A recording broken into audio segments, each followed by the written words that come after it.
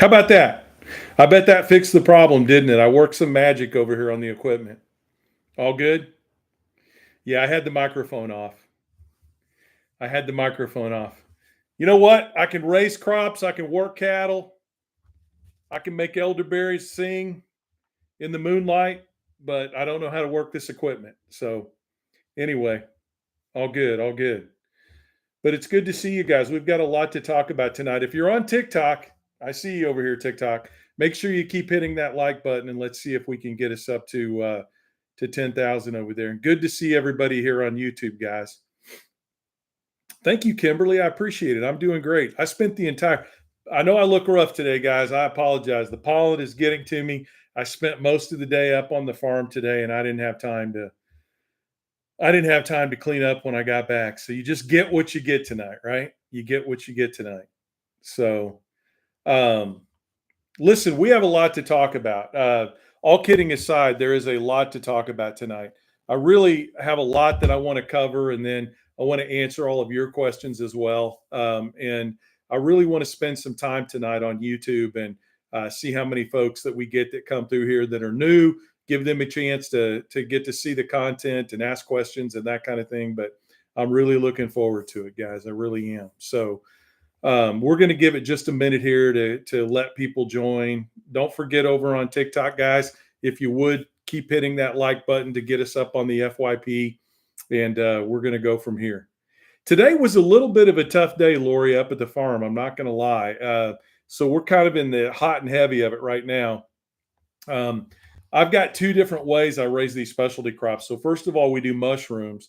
And I did a video the other day with my top mushroom guy up there just to try to show you guys how we do the process, from start to finish. But the video wasn't that great. I wasn't a really good cameraman. So we're going to try to redo that just to show you guys how we inoculate mushrooms and things like that, the start of the process, and then how we take those and transition them into the mushroom house and that kind of thing. But we've had a lot of rain up here and it's still pretty muddy. So the way I do the elderberries and the blackberries and the stuff like that I grow outside is typically I've done above ground beds and I've used railroad ties. And basically I go out there and I build about, a 10 to 12 foot plot, whatever, maybe it's a little longer. It's 2 railroad ties on end. And I fill that up with really good black dirt, fertilize it, and I plant my blackberries and in elderberries in there. But I'm trying something a little bit different this year. I actually bought a new plow tiller from my John Deere tractor, and I'm actually going to put my elderberry beds directly down in the soil this year. So I am going to just cut those rows out and try to mound those. I've got some attachments that I built on the back of my tiller so that hopefully as I'm tilling down a row, it'll mound that up for me so I can get a little bit of water runoff. And I'm going to try to plant the elderberries this year just out in the open without doing all the come on, Jafs, don't come in here with that Pittsburgh Pirates nonsense. I saw that. That was pretty bad. I was so excited when we started out the year. But anyway, a lot of hard work up on the farm, getting it all ready. And and listen, not as hard as a lot of people, though, guys. I do a lot of yeah, somebody asked me, why do you wear long sleeves? You see all these things right here? See all these? I have to go get these things taken off all the time because of all the sun damage I got as a kid. So I promised my doctor that I would start. Normally I wear these swim shirts, but it was kind of cold here today, to be honest with you. Normally I wear these sun shirts when I go up there that are real light, like the ones you'd wear to the pool or that you'd wear to the beach. But today it was kind of cool. In all honesty, here in Missouri, it is not hot here yet. So I did just fine in my long sleeve shirt. And I look at it this way, like anytime you go out and look at highway workers or ag workers out there, especially Hispanic, they've got on long sleeve shirts and they're doing it right. It's really dangerous anymore, especially with the way things are now to be out there. Yeah, Pate, where are you? I noticed I liked your comment when you said hi, neighbor, earlier. Where are you? Let me know. But anyway, yeah, I'm trying to take care of the skin. The older I get, the more of these things you guys probably have them too. I have to go in every once in a while and get them frozen off. And it's just a pain in the neck. And you can't let them go because you don't want to be that old guy, at the grocery store with a big head full of barnacles that everybody makes fun of. So anyway, I'm trying not to be that guy anyway. Yeah, I heard it was hot down there, Lori. I think I may have mentioned to you guys earlier. My daughter lives down in Dallas. She is one of the top dogs at the Top Golf down there at the Colony, and she told me it's been pretty hot down there. But I got to tell you, like, I lived in Texas for 8 years, and my first couple of months in Texas, I moved down there from Missouri. I had a job with a big telecommunications provider down there, and I moved down there, and it was over 100 degrees with no rain for 38 days in a row. 38 days in a row. That's the way to do it, Jess. It'll save you a lot of time. So, and guys, I'm not going to be doing the box on TikTok tonight, just to be honest with you. I'm trying to get some followers over on YouTube. So we're going to broadcast on both, but we're really just going to be answering questions tonight and that type of thing. And I appreciate you guys working with me. I did figure out that there's some software out there, though, that we can use on here on YouTube that will allow us to bring people up. And I've done some digging into that software, and I'm hoping over the weekend I'll be able to have that software in place so that we can bring people up on YouTube as well. So I think that'll be a good thing. All right, listen, guys, let's jump into it. I know we're still punching the likes over on TikTok, but I want to jump into it today because there's a lot to talk about. And I want to start out by talking about this fiasco of tariffs and how it's impacting all Americans. So let me give you guys a hint here, okay? If you're just coming onto YouTube and you're seeing for us for the first time, this group that we have here, this organization that we have, this group of people, friends, impactors, rural activists, we call it the Back 40. And I started out on TikTok last summer just talking about behind the scenes types of things with agricultural policy and, going from there. And it really just took off. Thanks to everybody in the Back 40, it honestly just took off like crazy beyond our wildest expectations. And we ended up over the long haul having about 265,000 followers. We've created an organization called the Back 40. And what we're trying to do, guys, is advocate for good rural policy across the country. And everybody is welcome, okay? We've got Democrats, Republicans, and independents involved. I will tell you right up front, the conversion of Republicans is a difficult process. They're finding out, just like we are the hard way, that it's really difficult to live in rural America under the policies of this administration. But we're trying to approach it in a different way. We kind of use this slogan around here that we're not asking you to admit you were wrong. We're just asking you to admit you were lied to. And that's kind of our approach to talking to anybody out there. That we want to talk to you about the policies that are bad for rural America. And we do that over on TikTok, where we've got about 300 plus people watching us today. And we're trying to do this on YouTube as well. So that's kind of the story behind the Back 40. I will tell you this, everybody in the Back 40 plays a role. So if you're new here to YouTube and you're seeing us for the first time, let me tell you a little bit about the people in the Back 40. And everybody over on TikTok knows about this already, but we're going to talk about it.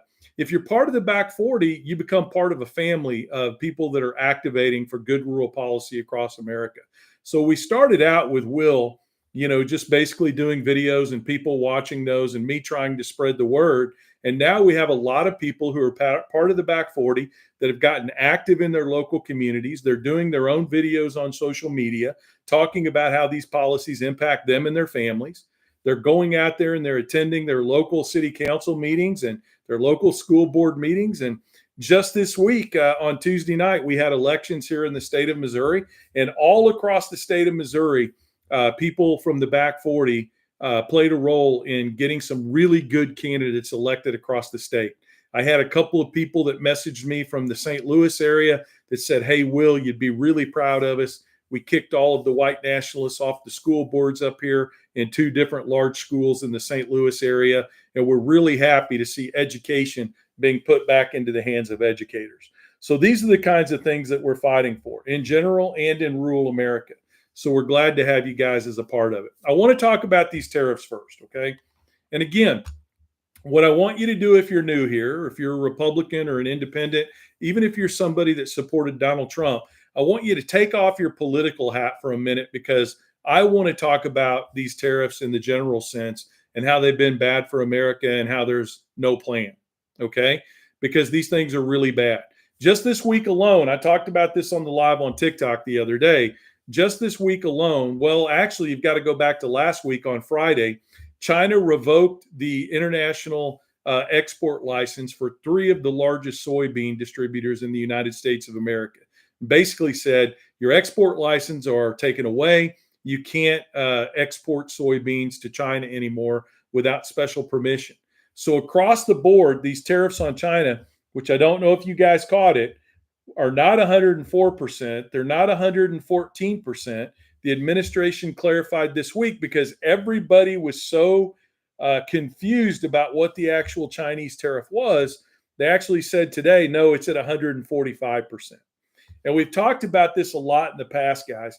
These rounds of tariffs were really bad for rural America the first time around. They were particularly bad for row crop farmers and for pork farmers in this country. But it's even worse this time. And the reason for this is that everybody's prepared for it.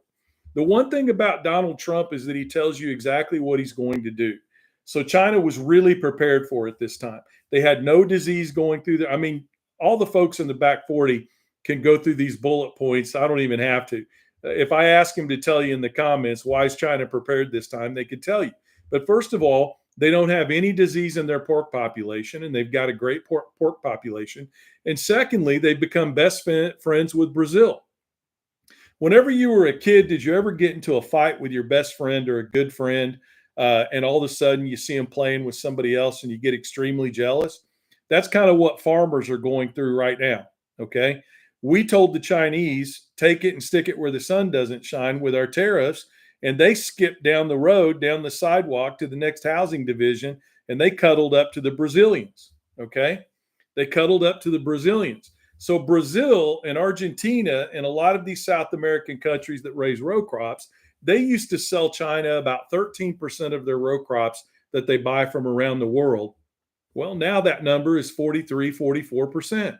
And those markets are not ever going to come back again. So the bottom line is these tariffs are really bad for rural America. And this time around, it's not just that the tariffs are bad, it's that there's no semblance of organization around. I don't know if you guys have counted it up, but the bottom line is that this is the 9th iteration of the tariffs that we've had just in the last 4 weeks. Okay? We're going to put tariffs on Mexico and Canada unless they do this. Well, Mexico and Canada immediately agreed to that because everything the Trump administration was asking for is something that they'd already done. More troops on the border, a fentanyl czar, all these other things. So then we said we're not going to place tariffs on Mexico and Canada. Then we did place tariffs on Mexico and Canada. Then it was only Canada and not Mexico because Mexico was cooperating. Then we were going to place tariffs, additional tariffs on China. And then it became, well, it's not just additional tariffs on China, it's additional tariffs on everybody. Okay? So the bottom line is that these iterations of tariffs just keep changing over and over and over again. Okay? I'm going to move this camera back, guys, because I feel like you're looking right up my nose hole or whatever. But we've gotten different iterations of these tariffs. And guys, this is why the markets are going crazy. So what did I do today? I got on the phone today and I talked with a good friend of mine who follows all of the agricultural markets, especially grain pricing and indexing, and really understands the markets in general. And I said, what's causing all of this up and down? Okay. Why are we going up one day, dropping the next day? And I want everybody to remember something. We are nowhere near where we were in regard to the markets. Okay. The markets were at 45,000. They dropped down to 37,000, and we only made up about 2,500 to 3,000 of that yesterday, and we lost 1,000 of that today. So let me give you guys an analogy, okay? My grandpa would have given this analogy, so I'm going to give it. If somebody broke into your chicken house and they stole 100 chickens, and then they came back the next day and gave you 30 of those chickens back, would you wash your hands and say, all good, all even? No, you wouldn't. You'd say, where are my 70 chickens? Okay. Well, that's what these tariffs have done to people with 401ks that are engaged in the marketplace outside of the Wall Street billionaires that invest with AI, et cetera. People that have 401ks. I've got a buddy of mine that is one of my best friends in the world. When all this started happening, with the markets dropping, he called his broker and he said, get me out of stocks and put me into bonds. And then the president says he's going to pull back on his tariffs for 90 days. Bonds do something really weird. He thinks he's positioned for a weird market, and he continues to lose because stocks go up. It's just an impossible marketplace for an average investor, for a farmer or rancher, or anybody that depends on the markets, somebody in the oil industry, whatever it might be. It's just an impossible market right now for anybody to plan. And here's the bottom line. The federal government expects us to plan, okay? And I don't care. I'm not just talking about farmers and ranchers. What do they say? If you're going to go to college, have a plan. If you're going to go out and get your first job, have a plan. If you're going to start your own business, you need a business plan. If you're going to put crops in the ground, you need a plan. If you're going to buy more land to plant crops on or put cattle on, you need a plan. Everything we do in life, we're expected to have a plan. And when we don't have a plan, or when the plan doesn't work out, who gets blamed? We get blamed. We get blamed for a failed plan, and we're told it's our fault that things didn't work out. Well, the bottom line is, guys, how are we supposed to operate as farmers and ranchers and even regular people out there just trying to survive every day when we can't plan or rely on what's happening with the federal government? It's nearly impossible. It's nearly impossible. Let me tell you what I mean by that. You're a farmer, you go to the bank, you get your loans to put your crops in the ground. You have a price set for your inputs like fertilizer, seed, anti-fungus, pesticides, all these different things. You've got a number together. You go to the bank, you get your loan, you start to put your crops in the ground, and then these tariffs come along and the price of potash goes up. So your fertilizer almost doubles. The price of everything else goes up because it's being manufactured in other countries where we used to have excellent trade agreements. So you planned, you did your part, you do what you were told to do. You put your plan in place, you talk to your banker, your accountant, everybody on the farm that's involved in the farming process, and you do exactly what you're supposed to do. And then because of lack of planning on the part of the federal government, everything that you put together is at risk. Everything. Everything. Tariffs aren't off Texas forever. They absolutely are not off. That's absolutely not true. You don't know what you're talking about. They're not off. They're delayed for 90 days, maybe. He has said this before. Just earlier in the week, he said there would be no delays on tariffs. And then when the bond market crashed and China and Japan and other countries started dumping American bonds, he changed his mind because that's the money America relies on to stay afloat. You can't make the argument that our tariffs are off. And if you're a farmer or rancher, you sure as hell can't make that argument because the 145% tariffs on China, our largest agricultural purchaser of goods, are still in place, and they're retaliating across the board. And listen, I'm not an I told you so kind of guy. You guys know that. I'm not an I told you so kind of guy. The bottom line is that I came on this app last year before the election, and anybody on the back 40 can tell you this. And I said, if Donald Trump wins and he puts these tariffs in place again, we know for a fact three things are going to happen. Number one, China's going to be more prepared for it this time, and they're not going to hurt as badly as they did the last time because of these new relationships they've built. So it's not going to have the impact that we expect it to have. I said, number two, we're going to lose 37 billion metric tons of soybean sales because that's what the Soybean Association had studied and that's what they had come up with. And then what happens? Last Friday, the three largest soybean distributors to China were their export licenses were yanked and they were told you can't sell here anymore unless we approve it. And number three, Reciprocal tariffs, if you remember, the corn growers had put together a study that said reciprocal tariffs could cost us 80% of the corn crop. And now this has happened.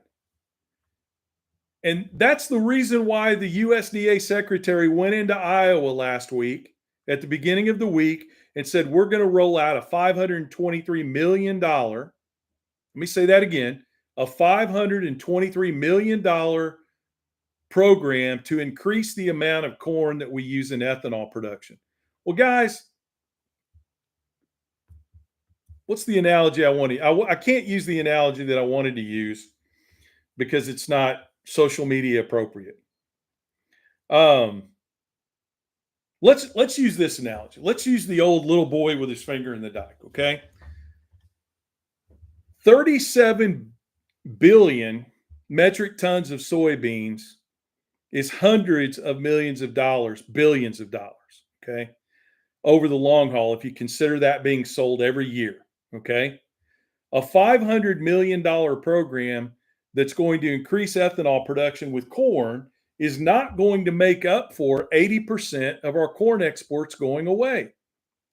It's the same thing that we've talked about with, them eliminating the Chinese market, eliminating the Canadian markets, eliminating the European markets. And what does Donald Trump say in his little, Truth Social tweet? He says, "Have fun, farmers. You'll make up for it here in America by selling these products." And I keep saying it over and over and over again. How are you going to replace 1.4 billion Chinese bellies with 320 American bellies? You can't do it. It's not possible. And it's the uncertainty of these tariffs that have caused these problems, because one day they're on, the next day they're off. He doesn't understand the impact they're going to have on the markets. Guys, I want you to understand something. And I know we're not on TikTok right now, or I'd bring Grains and Pains up. But if you're watching on TikTok, she's in there, and I know she'll support me on this. The president didn't put a 90-day hold on these tariffs because people are out there willing to negotiate. All right? You guys remember the old art of war? When your enemy is defeating himself, what do? Anybody want to comment on that? When your enemy is defeating themselves, what do? Just let them do it. Let them do it. Okay? And that's what's happening right now. If you're China, if you're Europe, if you're any of these other countries out there, and you're watching the lack of stability in the United States of America, you're watching this country trip all over itself in regard to tariffs, why in the world would you step up to the table? And that's what happened this past week. Remember when Donald Trump said China wants to come to the table, South Korea wants to come to the table, and the media finally did their job and they pressed him on it. And they said, "Have you talked to China?" No. Has China said what kind of a deal they want? No. Has China laid out the bullet points of consideration? No. Have you talked to South Korea? Yeah, one time. Have they laid out the bullet points of a deal? No. Guys, it's all just lip service. When your enemy, or when the people that you're negotiating with, see you struggling, when they see your markets falling apart, when they see your own people in economics and in government pressuring you to drop the tariffs, delay the tariffs, change the tariffs, get rid of the tariffs, why would you step in and negotiate?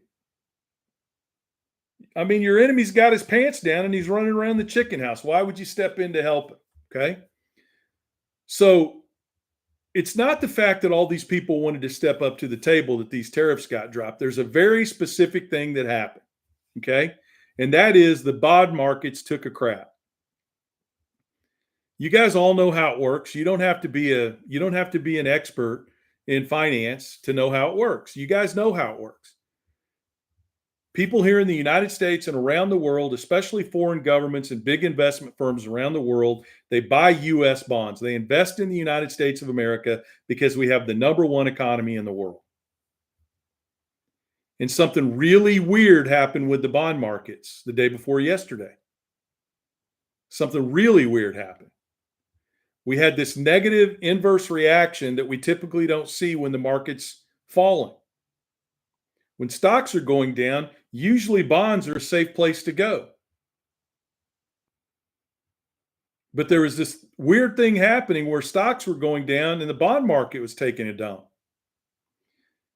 And the Treasury Secretary, to his credit, even though he's not much brighter than the guy he works for, all these people from Wall Street stepped in and told the president, something's not right here. This is dangerous. We've got to do something. And that's why they made a decision to put the tariffs on hold for 90 days. Don't kid yourself.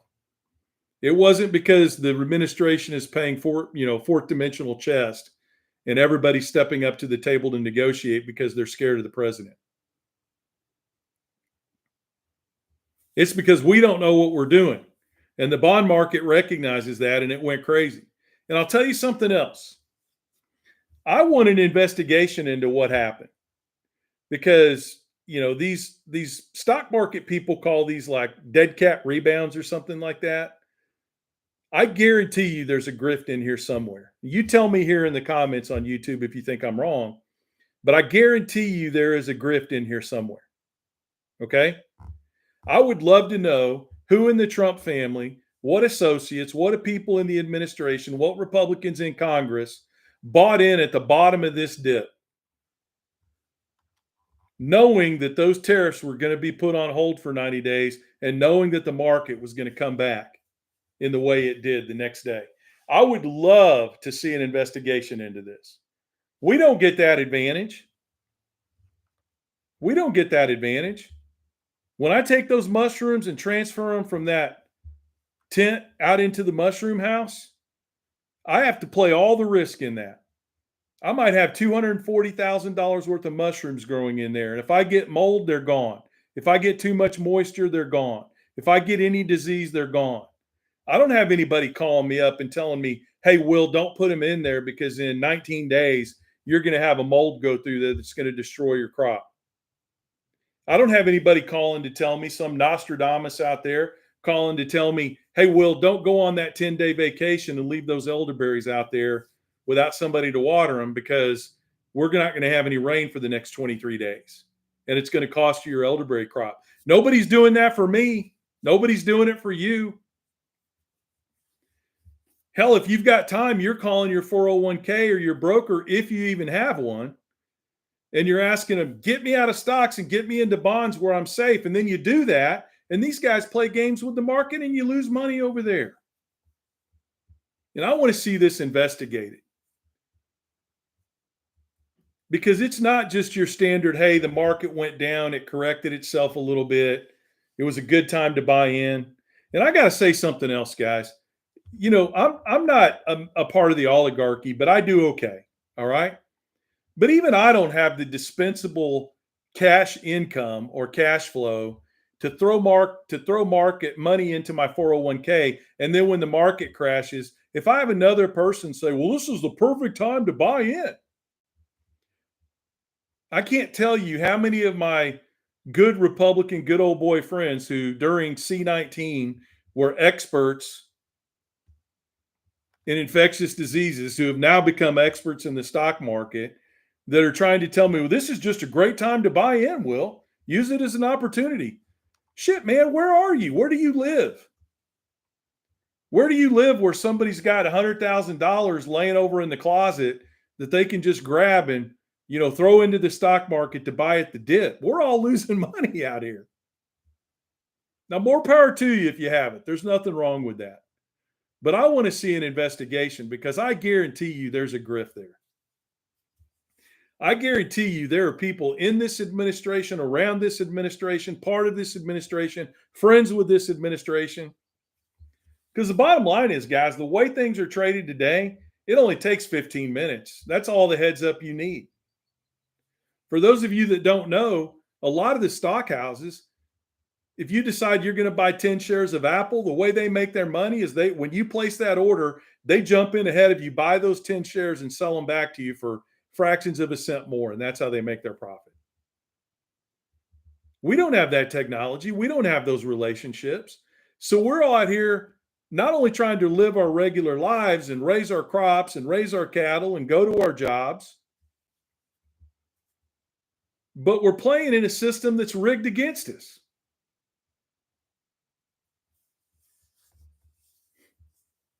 John, if you're talking to me, I never drank the Kool-Aid, sister. Go look at some of my old videos. That's one thing I'm not going to claim to be as a converted MAGA. I'm not. I don't want you to give me that much credit. Don't put my face on Mount Rushmore yet, right? But guys, we're playing by a set of fairness rules that they're not playing by, and it's not fair. And it's not only that it's not fair, it's not I'm going to take my ball and I'm going to go home. It's the fact that they're getting wealthier and wealthier. I got to tell you something. I keep telling you guys all the time, and I apologize that I repeat myself all the time, but I just really think my grandpa was a bundle of wisdom. Remember, I've told you multiple times that he used to say, we're fighting for crumbs under the table while they're eating steak up above. And brother, was that ever more true than it is today? Was that ever more true than it is today? Tell me this. How fired up did you get when you see two multi-billionaires standing in the Oval Office with a young group of men while all the rest of us shit the bed in the stock market, while fertilizer prices are going up, while we're losing our ass in farming and ranching, and a lot of you are too, because you've lost your jobs, especially if you work for the federal government or you work for a state agency that relies on federal government funding. How did you feel when you saw the president of the United States slapping those billionaires on the back saying, this guy made $600 million today? This guy made $1 billion today.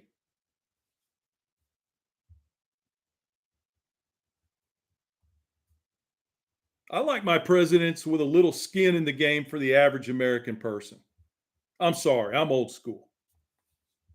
I want my president to have a little bit of skin in the game for the average American. Call me crazy. He wasn't standing in that Oval Office talking about the millions of Americans out there that lost money in their 401k, that aren't sure when they harvest their crops they're going to have enough money to pay for their inputs, that lost their job at the federal government or in a state agency or a school funded by the federal government. He wasn't in there thinking about them. What am I going to do to help them? Hell no, it was a good day for him.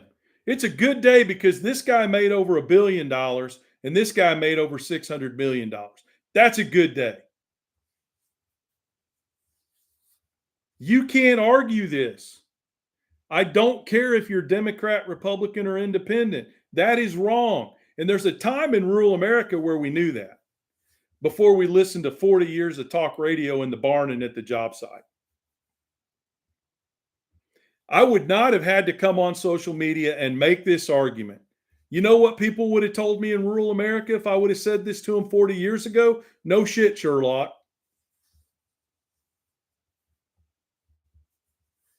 No kidding. Tell me something I don't know. But now we got to make this argument because we've got this guy convincing people all across America that he's playing 14th level interdimensional chess, and we're suffering the consequences for it. But we don't want to call him out on it. I'm not directing any ire at any of you that voted for him, not at all. Every one of the guys that I went to high school with voted for him. I sit and have breakfast and lunch with him every week. But I got to tell you at some point, and I will tell you, some of them are coming around. They are, and they have been for months. I've got to just say, you know better. You know better.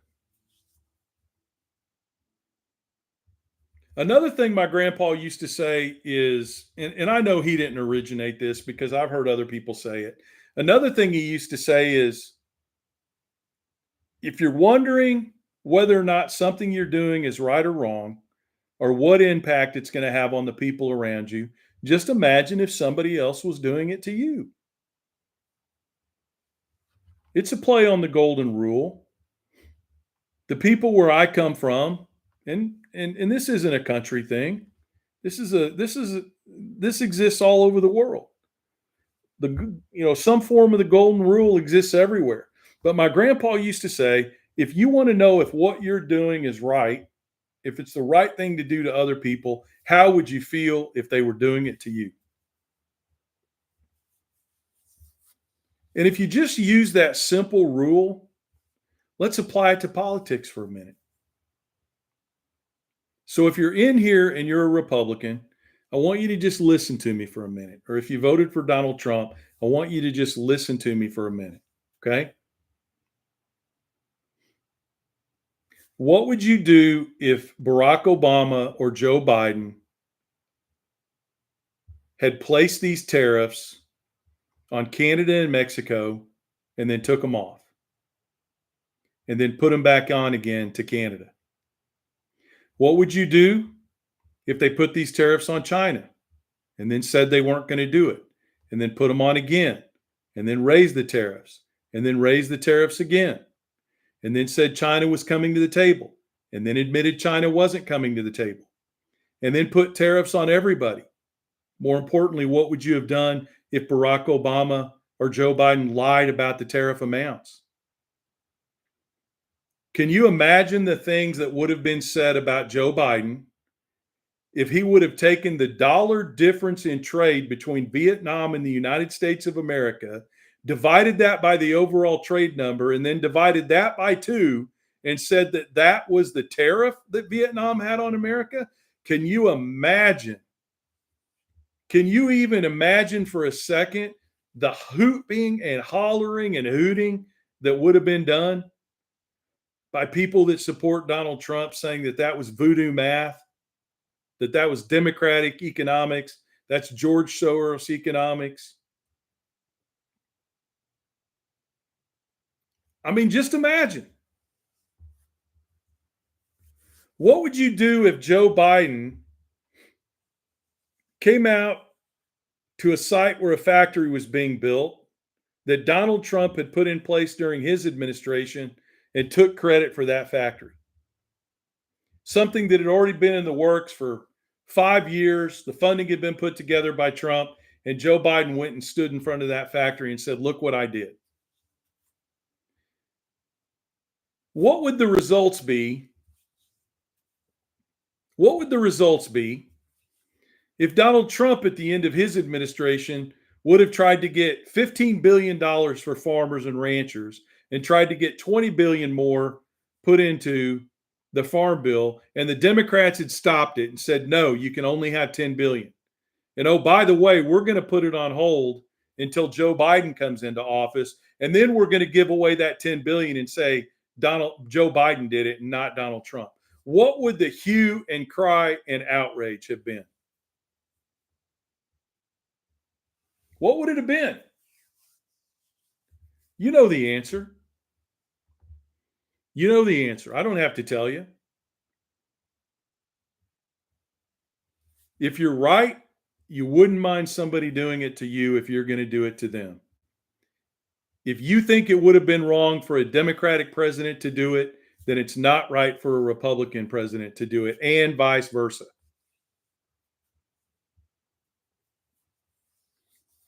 Now, I say all that, but I'm going to remind you 30% of farmers and ranchers did not vote for Donald Trump. 30% did not vote for Donald Trump. Saw an organization the other day that sprung up, farmers and ranchers, Democrats, independents, and Republicans, farmers against tariffs. This is causing a movement in this country, guys. This is why I tell you all the time, let public sentiment catch up with what's happening, because it is now, and it's not good for this administration. Even 25% of Republicans don't like what Trump's doing. All of his economic policies are 20% underwater. What do I mean by that? They all trail in the polls by 20%. The tariffs, 25% down. The number of people that believe they're bad versus the number of people that believe they're good.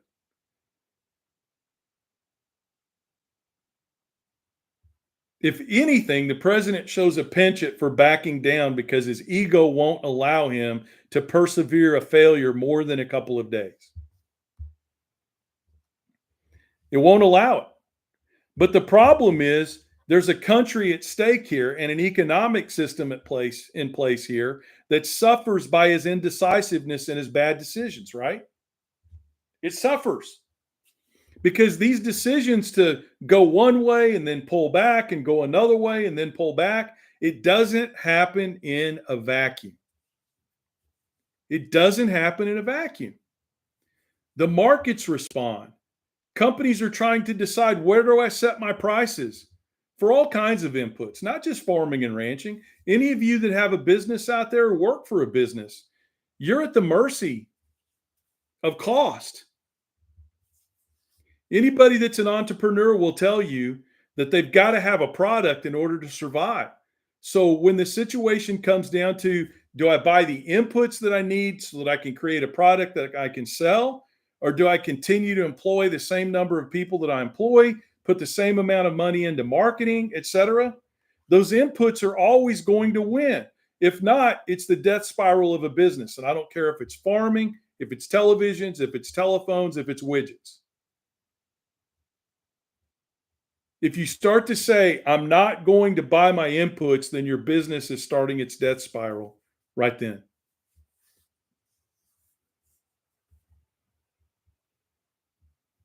So this is bad. This indecisiveness is bad across the board, guys.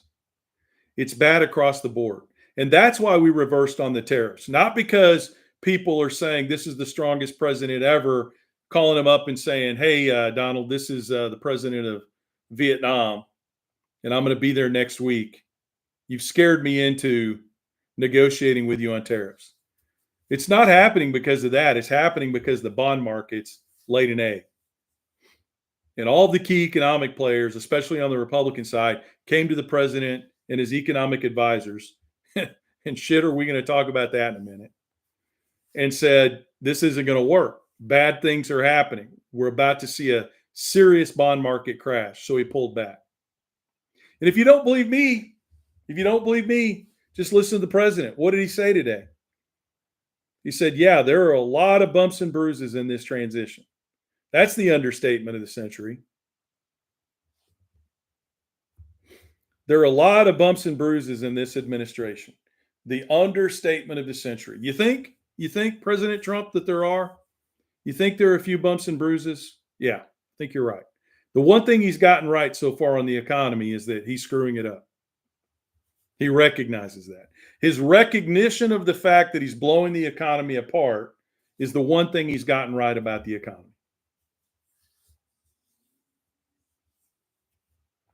And listen, I'm not attacking any of you who voted for him. I'm asking you to join us in making it right.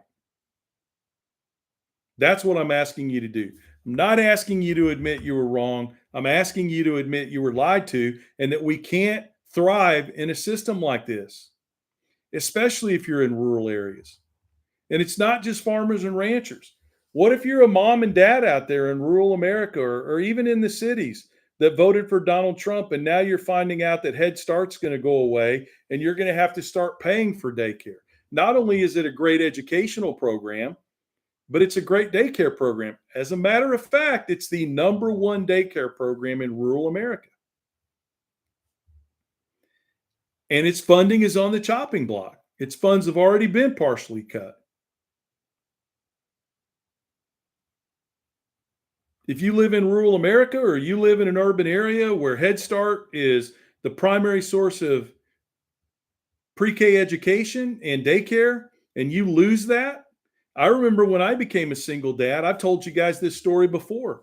My daycare for 4 kids before and after school was more than my mortgage at the time. And a lot of you know exactly what I'm talking about. So what do you do when all of a sudden you've got a $4, $5, $6, $1,100 daycare bill that you didn't have before? Because in the past, this country recognized that educating kids was a good thing. It gave them a head start. It made us more competitive. It helped our families in rural America and in urban areas. Made it easier for parents to go to work, contribute to the economy. make this economy the biggest, strongest, and best economy in the world. When did we forget that? When did Republicans forget, even from an economic sense, that these programs help provide that environment that makes us the strongest economy in the world? You take away the daycare. You take away the social safety net. You take away farm to table funding. You take away subsidies for farmers. You put these tariffs in place, then you take them away. Then you put them in place again, then you take them away.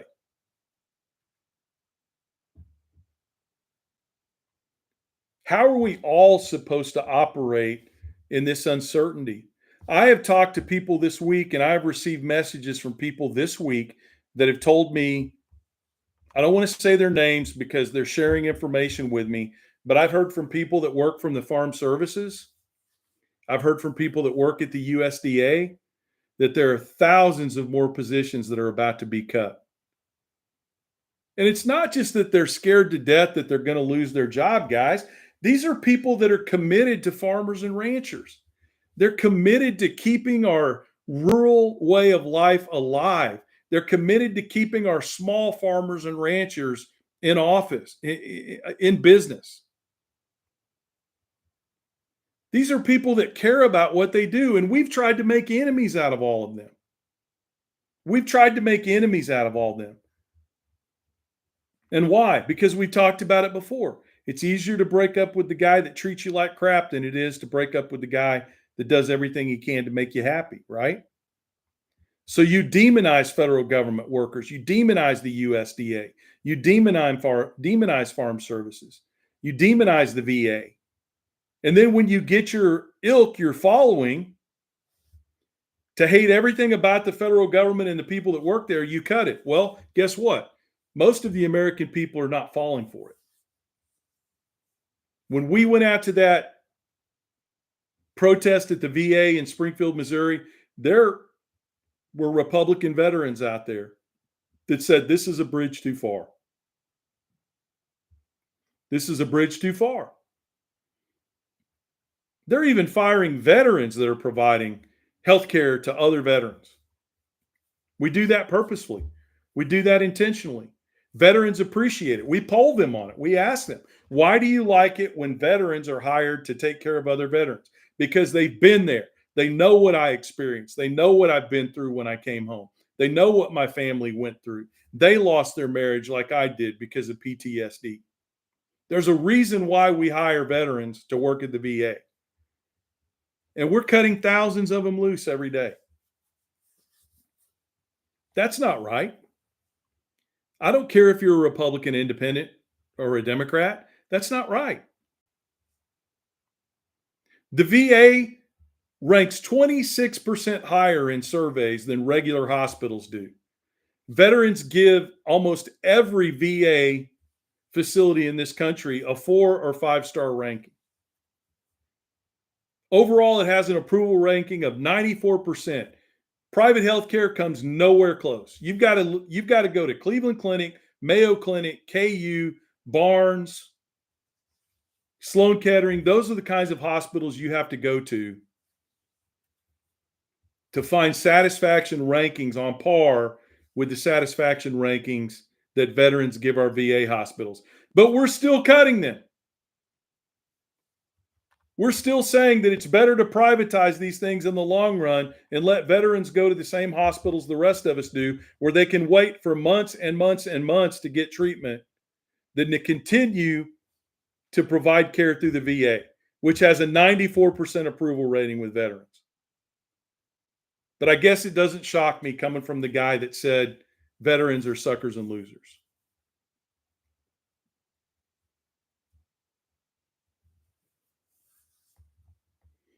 There's a line in the sand here that gets crossed, and we draw a new line and it gets crossed. First, he made fun of people with disabilities. We drew a new line.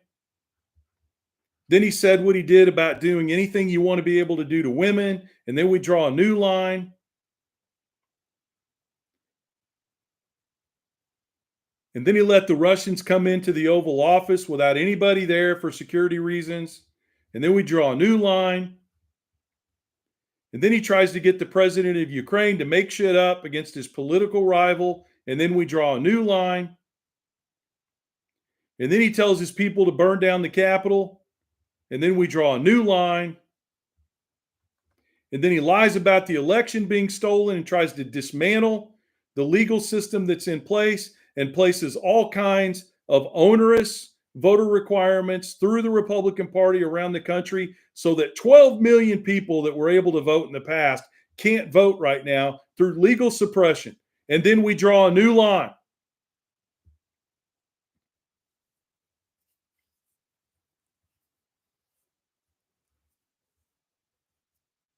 And then he goes after his political rivals and he tries to destroy the law firms that stood up against him during his first term when he broke the law multiple times. And we draw a new line. And he takes classified materials to Mar-a-Lago and hides them, and they're flooded. And his people that work for him admit that he knew it was wrong and admit that he said he asked them to hide them. And we draw a new line. His son-in-law walks away while working at the administration, walks away from Saudi Arabia with a multi-billion-dollar investment deal, a deal that would have put anybody else in jail in the history of this country. And we draw a new line.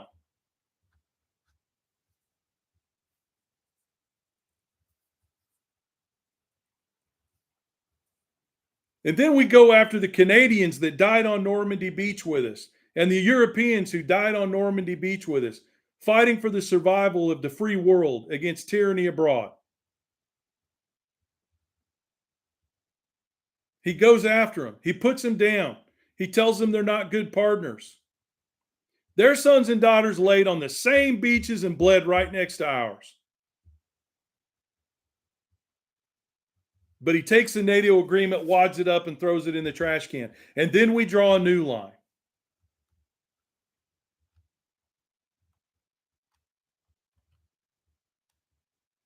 There are only so many lines that can be drawn before what's left is nothing like where we started.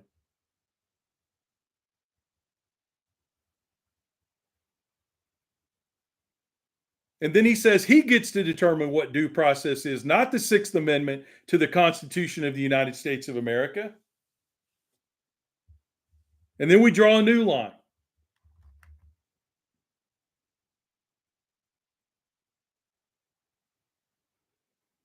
And then he says we can just yank anybody off the street that we want to. And if they have a tattoo, 75% of them that got shipped down there and got their heads shaved were put in cells with no AC, no heat, on metal beds with no mattresses, and had God knows what happened to them. Take 15 minutes to read about those prisons, what happens inside of them. 75% of the people we sent down there that we said were gang members because of tattoos were not gang members. And yeah, I get it. If you're of a certain ilk, it's fine to see a brown person be shipped away like that, or somebody that came from another country. But in this country, we guarantee the same rights to people who are here that we guarantee to our citizens. You've got due process. You've got the right to face your accuser. You've got the right to a fair jury. So we just send them down there, dads and brothers and sons. We yank them off the street. We put them on a plane. A federal judge says, do not do this. Do not let these planes take off. Make these planes turn around. And the president gives them the middle finger, completely undermining the Sixth Amendment of the United States of America. And then we draw a new line.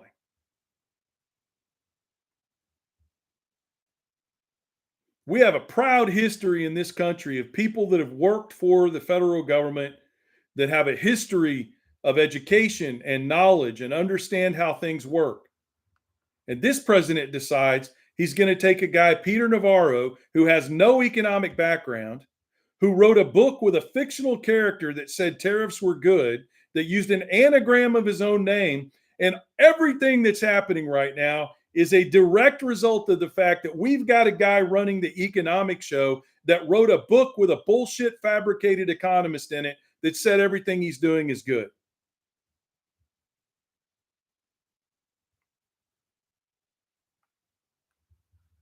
Can you imagine that? Can you imagine if Joe Biden went out And he hired somebody to run the United States Department of Agriculture who advocated for burning all of our crops in the field. This is the way to make American agriculture great again. We're going to burn all of our crops in the field. Hiring. Jared Kushner did an internet search on Amazon. He looked up book titles, and John Q. Silly came up. He wrote a book, Burn Down Our Crops, where he made the point that burning down all of our crops was going to make us the best agricultural exporter in the world. Well, how do we know he knows what he's talking about?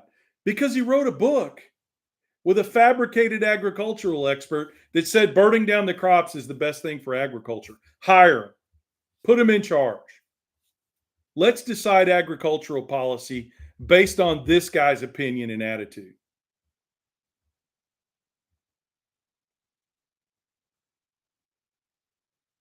Can you imagine if Joe Biden had done that?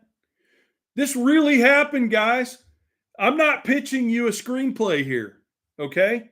I'm not pitching you a screenplay. I'm not pitching you the idea for a comedy. I'm not pitching you an idea for a crazy board game called Everything's Jacked Up. This really happened. We hired a guy in charge of economic policy in this country that fabricated a character in a book that argued that everything this guy wanted to do was the right way to do it. And Jared Kushner did an internet search of book titles on Amazon, and that's how that guy got hired. Democrat, Republican, Independent, voted for Donald Trump or didn't. You sit here and tell me that's the right way to run a country.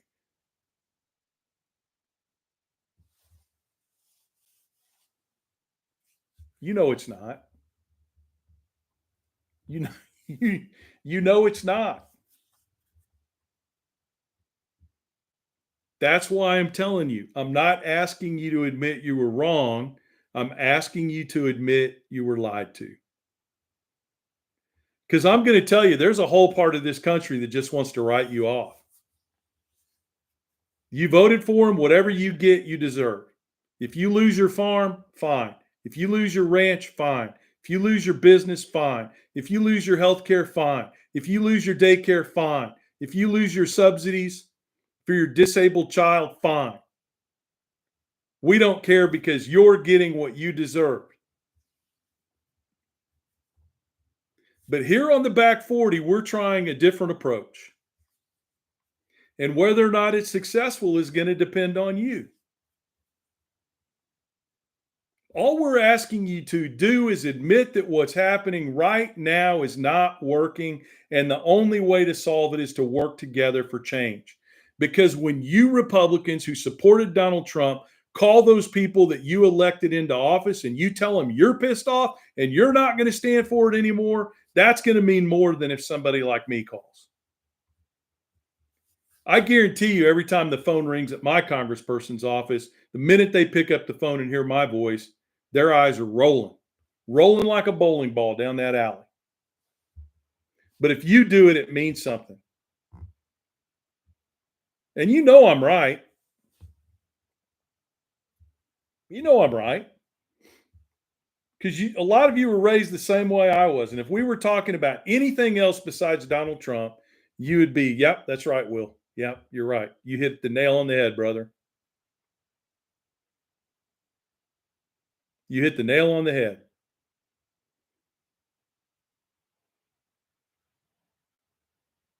All I'm asking you to do is to take that same sense and that same understanding of what is right, what is logical, what works and what doesn't. And I want you to apply it to the political world as well.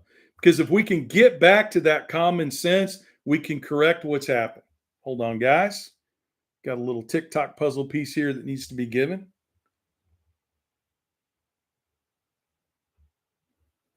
There we go. Because it's not going to get any better. It's not going to get any better. That's why the market crashed today. It was all about uncertainty. Now, I'm not a markets guy, but I've got a lot of people that I know that I try to touch base with on the days that the market does crazy things. that are involved in the marketplace, and uncertainty is the name of the game. The market crashed today because of uncertainty. One of the main reasons it crashed, believe it or not, is that the Trump administration reiterated, no, the tariffs on China are not 104%, they're not 114%, they're 145%. And the markets know China's prepared this time, and they know what that's going to mean, and that's why the markets tanked today, is because of the uncertainty.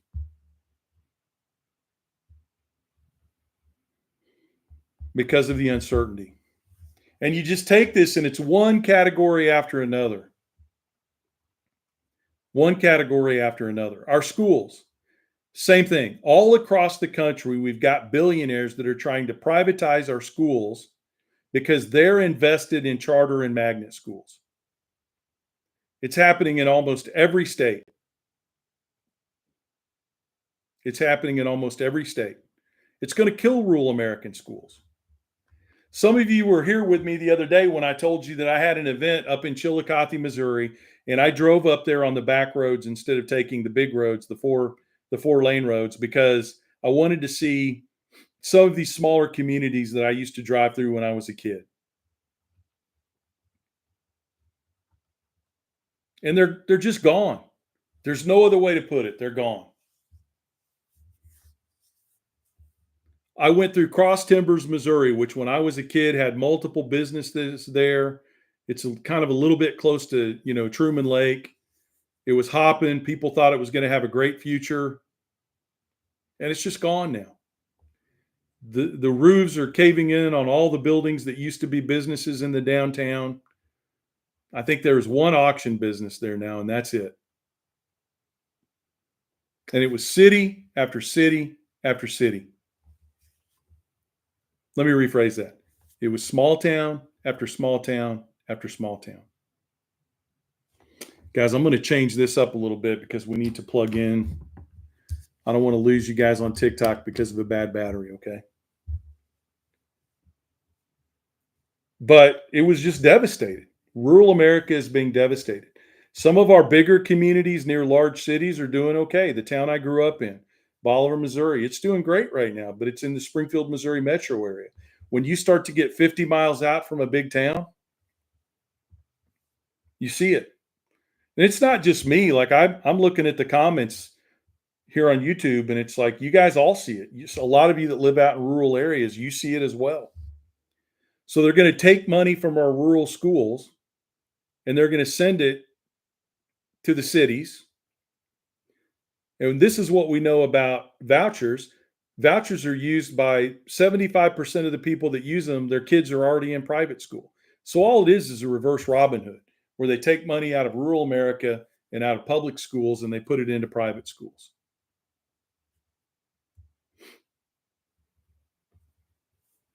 And then I've got something else I want to talk about, and then we're gonna start looking at get your questions ready, guys, because we're gonna start taking some questions out of the YouTube chat.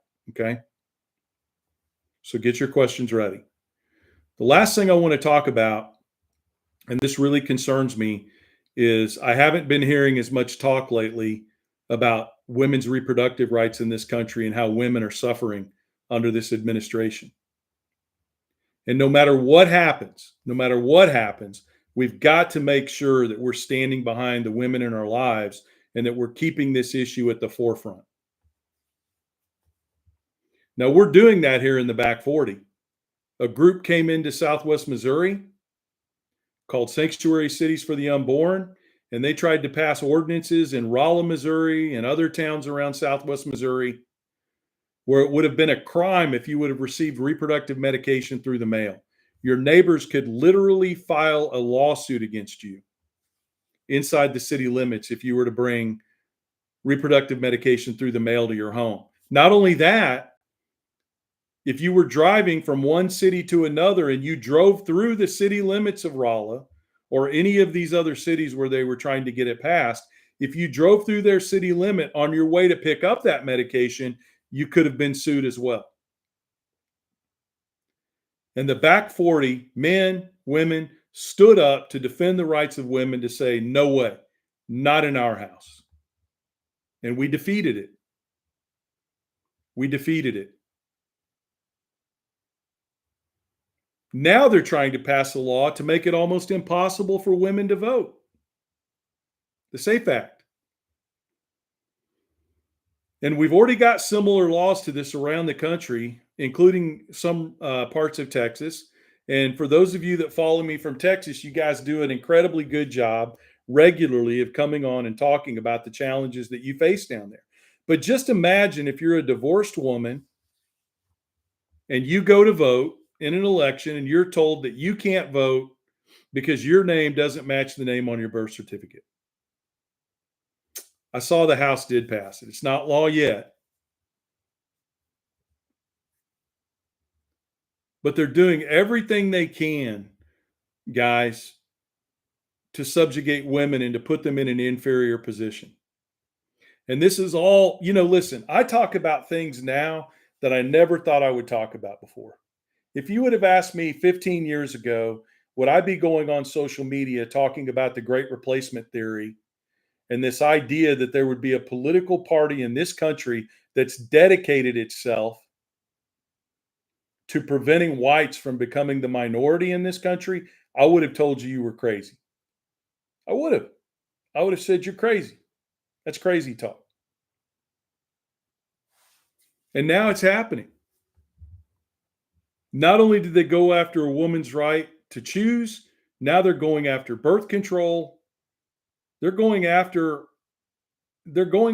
everything, every right that a woman has to control her reproductive system in this country. And it's wrong. And why would you do that? If you go out there and you read the data on this, there's one reason. They want more white women having babies. And I get it.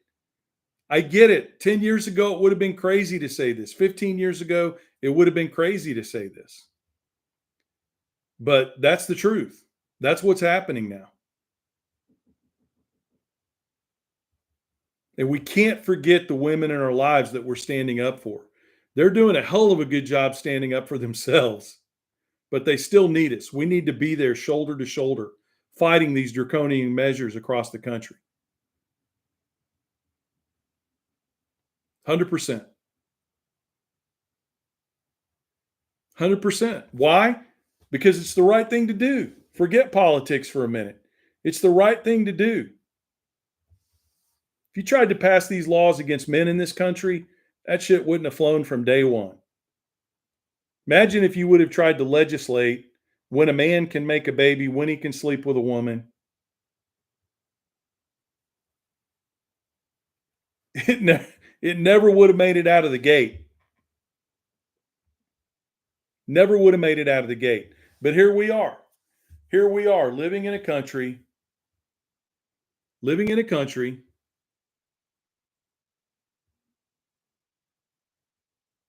where we think it's okay to take away the autonomy of a woman.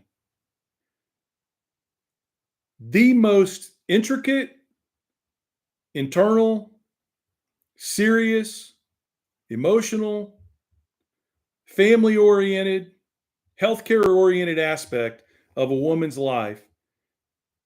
And we're making it okay little by little every day for the federal government to completely control that.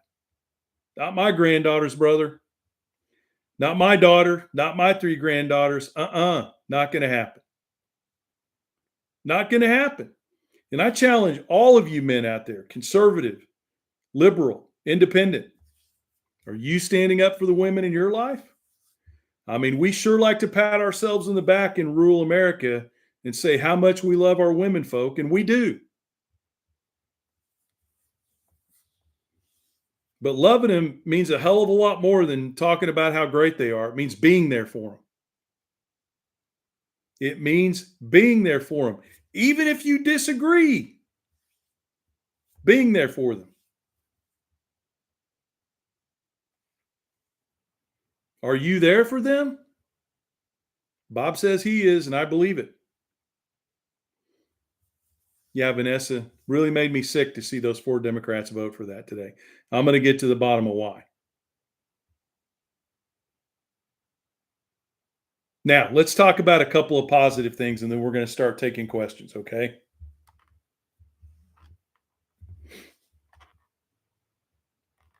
The country's turning against this. And I know there are a lot of times when it doesn't feel like it because we're drinking out of a fire hose and there's more coming at us than we can handle in one day. But like I said before, the truth of the matter is, even 25% of Republicans don't like what's happening right now. Now, if I would have asked you 3 years ago, would 25% of Republicans turn against Donald Trump? You'd have told me I was crazy, and rightly so. Rightly so, based on everything we've seen in the past. But 25% of Republicans are saying this is the wrong way to go. Is America going in the right direction? Is lower now than it was under Joe Biden. We're going to toughen them up, Mr. Me. We're going to get on their backs and we're going to give them the whip. We're going to make them do what needs to be done.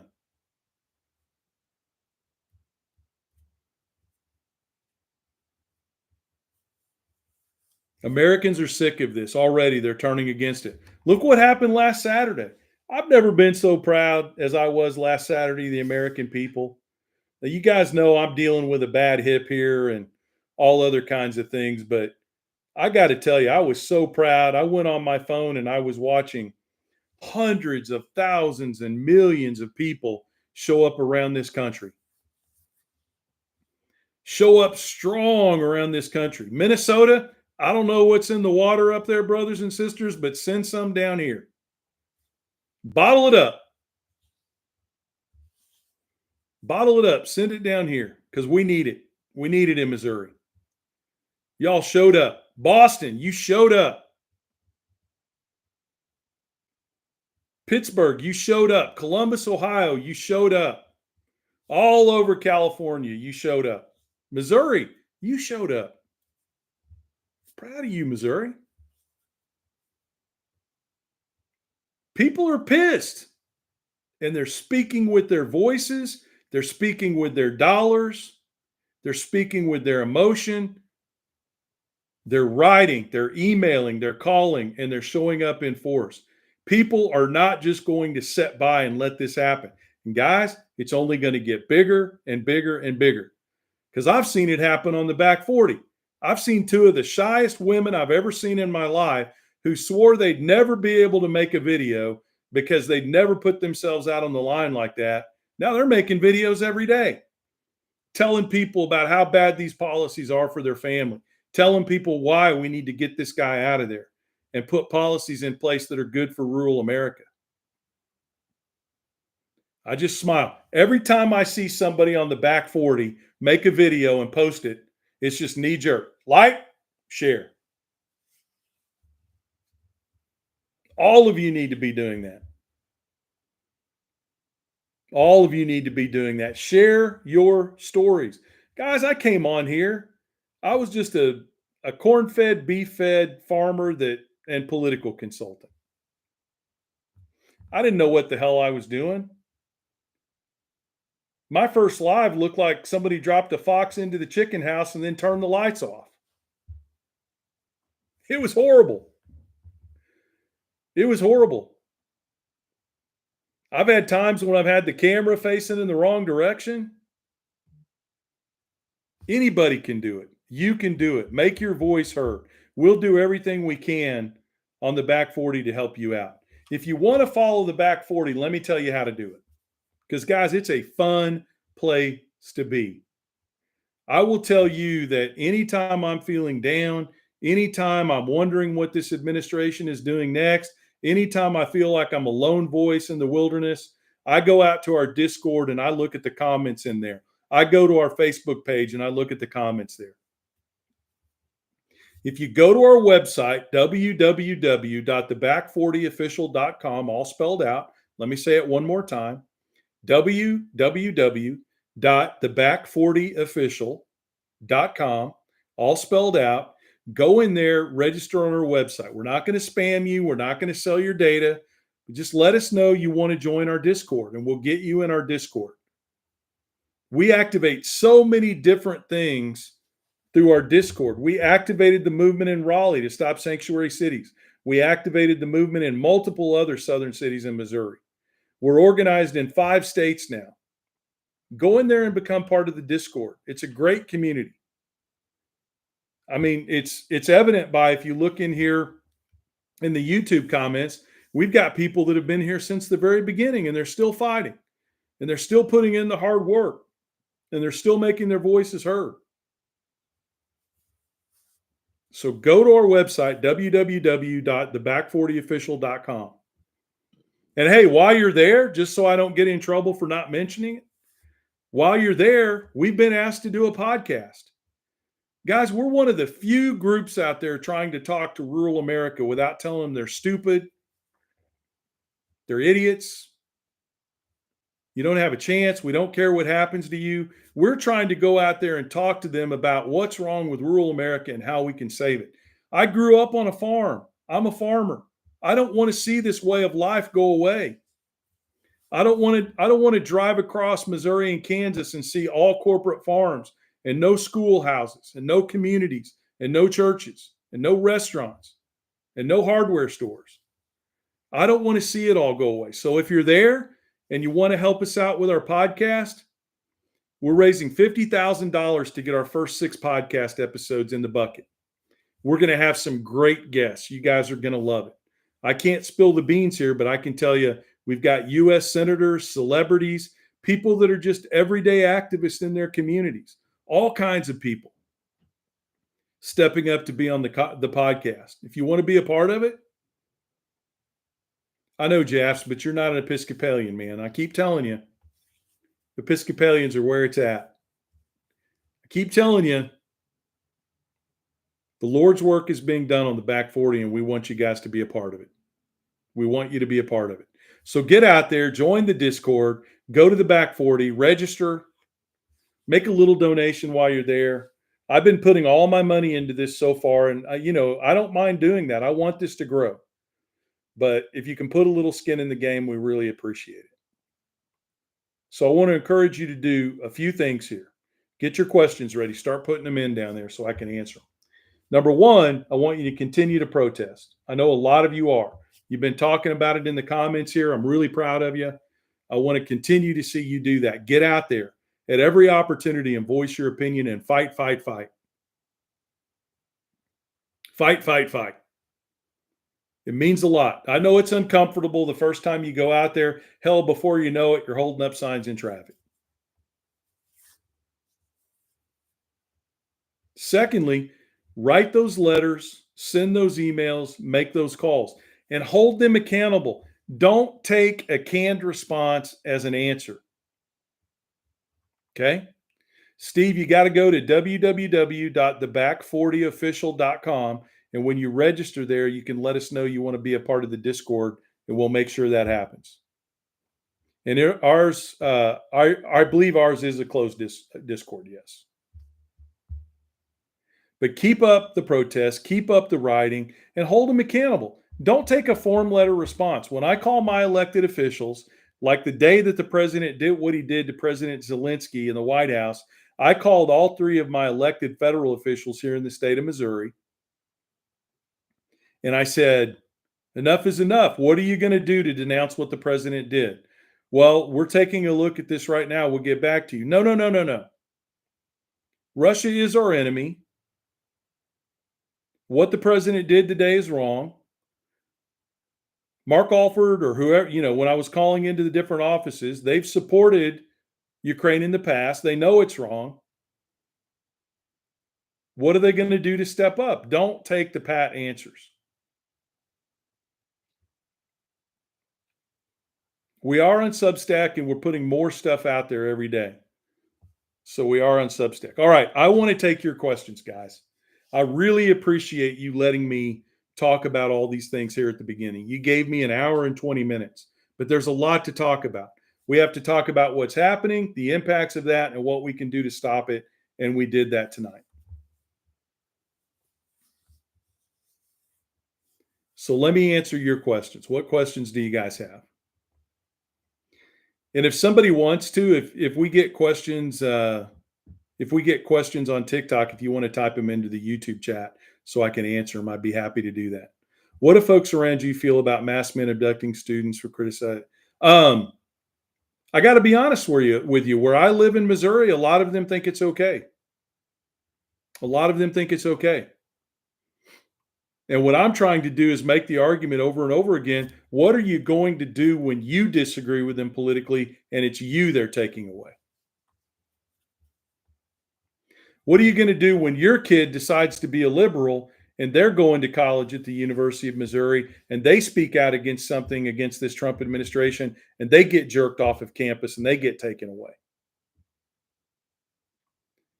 You have to take Trump out of the picture and you have to apply the American standard and then ask them the question again. Remember, would you be okay if it happened to you? How would you feel if it was a Democratic president that was doing it? How would you feel if it was happening to you?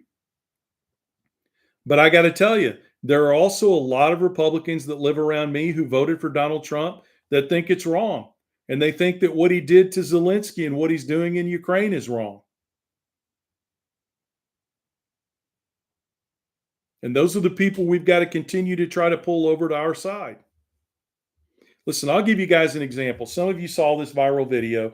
There was a farmer named Skyler up around St. Louis, Missouri, that came out and made the comment that he was upset that he wasn't getting his farm subsidies because of Donald Trump.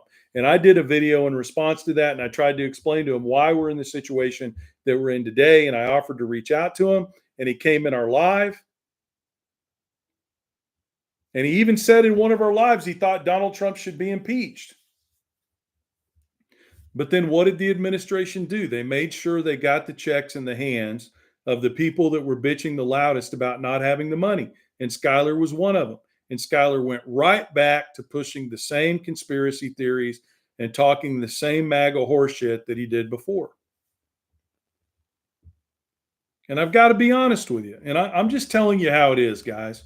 I've got thick skin. I mean, I've been through some really tough times in my life. So social media beefs don't fall into my top 5 most difficult things I've ever been a part of. But I've got to tell you, there are a lot of people on the left that get a lot of joy out of looking at a guy like me and saying, good, I'm glad Skyler went the other way because I told you that it was stupid to try to reach out to these people in the beginning. Screw them. Let whatever's going to happen to them happen to them.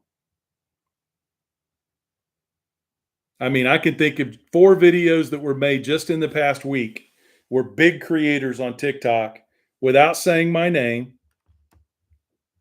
went out there and made videos specifically calling out Skyler and, without saying my name said, I told everybody that was trying to talk to him that we shouldn't have done it. But you know what? If I had a chance to talk to another Skyler in 10 minutes, I'd sit down and talk with another Skyler in 10 minutes. And I'm going to tell you why. Because when I was that little poor kid growing up in Missouri whose mom had to have food stamps to survive, I didn't give a shit if the person providing the food that I was able to eat was Democrat or Republican, because I would have been the one to suffer. This FAFO mentality that we have, I have it sometimes too, guys.